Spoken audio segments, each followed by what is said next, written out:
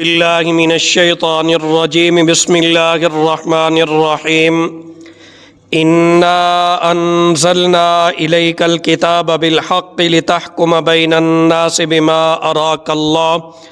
ترجمہ: بے شک ہم نے حق پر مشتمل کتاب تم پر اس لیے اتاری ہے تاکہ تم لوگوں کے درمیان اس طریقے کے مطابق فیصلہ کرو جو اللہ نے تم کو سمجھا دیا ہے۔ یہاں سے یعنی آیت نمبر 105 سے 115 تک یہ آیات کریمہ ایک خاص واقعے کے پس منظر میں نازل ہوئی ہیں۔ اگرچہ یہ نازل تو ایک خاص واقعے میں ہوئی، لیکن ان میں جو ہدایات عطا فرمائی گئی ہیں وہ عمومی نوعیت کی ہیں۔ واقعہ یہ ہے کہ مدینہ منورہ میں ایک خاندان بنو ابیرک تھا۔ ان میں بشر نامی ایک شخص منافق تھا، ظاہری طور پر اپنے آپ کو مسلمان کہتا تھا۔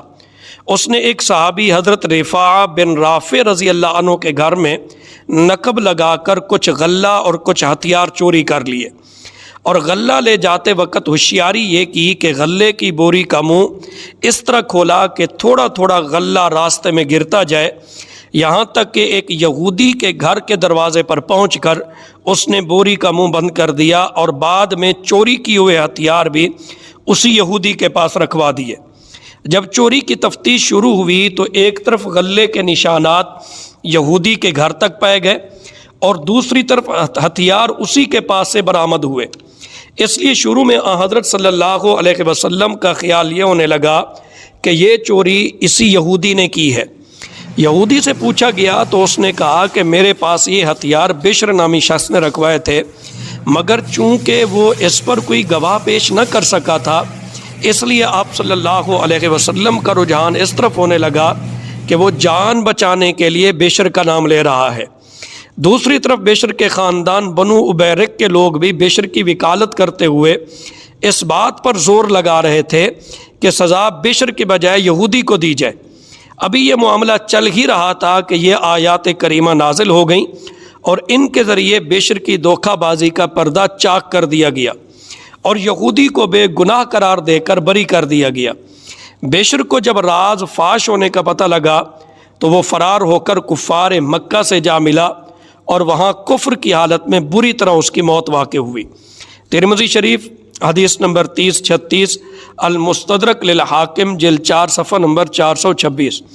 آیت کا مطلب یہ ہے کہ اللہ تعالیٰ نے آپ کو وحی کے ذریعے جو کچھ بتا دیا ہے اس کے مطابق فیصلہ فرمائے، اور لوگوں کی منافقت کی وجہ سے یہودی کو مجرم بنانے کی جو علامتیں گھڑی گئی ہیں آپ ان سے متاثر نہ ہوں۔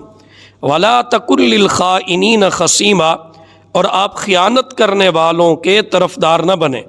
خصیم کے معنی ہے فریق، مطلب یہ ہے کہ آپ خیانت کرنے والوں یعنی اصل چور کے طرفدار نہ بنیں۔ باقی انشاءاللہ تعالی کل۔ وآخر دعوانا ان الحمد للہ رب العالمین۔ اعوذ باللہ من الشیطان الرجیم بسم اللہ الرحمن الرحیم انا انزلنا الیک الکتاب بالحق صدق اللہ العظیم۔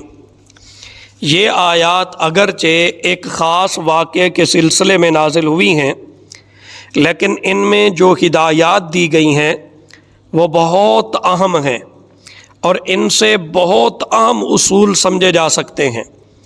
ہمارے زمانے میں قانون جاری کرنے اور اسے نافذ کرنے کے لیے 3 ادارے کام کرتے ہیں۔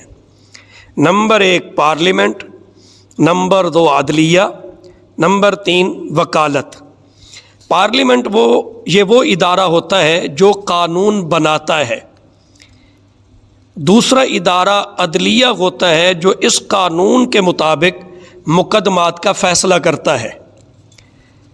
تیسرا ادارہ وکالت ہے جو فریقین میں سے کسی کا نمائندہ بن کر قانون کے مطابق صحیح فیصلہ کرنے کے لیے عدالت کی مدد کرتا ہے۔ تو فرمایا انا انزلنا الیک الکتاب بالحق، بے شک ہم نے حق پر مشتمل یہ کتاب تم پر اتاری ہے۔ کتاب سے مراد قرآن کریم ہے، اور آیت کے اس حصے میں پارلیمنٹ کو ہدایت کی گئی ہے کہ کوئی بھی قانون اس کتاب کے خلاف بنانا درست نہیں ہے۔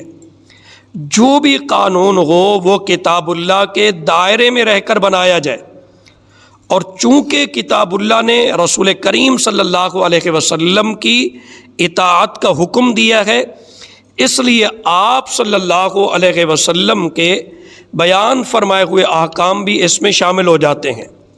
تو خلاصہ یہ نکلا کہ پارلیمنٹ کو قرآن و سنت کا پابند ہونا چاہیے، اور کوئی ایسا قانون بنانا جو اس کے اختیار میں نہیں، اور کوئی ایسا قانون بنانا اس کے اختیار میں نہیں ہے جو قرآن و سنت کے خلاف ہو۔ جو بھی قانون پارلیمنٹ بنائے گی وہ قرآن اور سنت کے مطابق ہو۔ اگر قانون قرآن اور سنت کے مطابق نہ بنایا گیا تو پھر کل قیامت کے دن یہ لوگ جواب دہ ہوں گے۔ تو سب سے پہلا اصول اور سب سے پہلی یہ بات سمجھ میں آئی کہ پارلیمنٹ جو قانون بناتا ہے تو یہ قانون بنانے والا ادارہ وہ قانون بنائے گا جو قرآن اور سنت کے مطابق ہو۔ عدلیہ اور وکالت، اس پر انشاءاللہ تعالی کل بات کریں گے۔ وآخر دعوانا ان الحمد للہ رب العالمین۔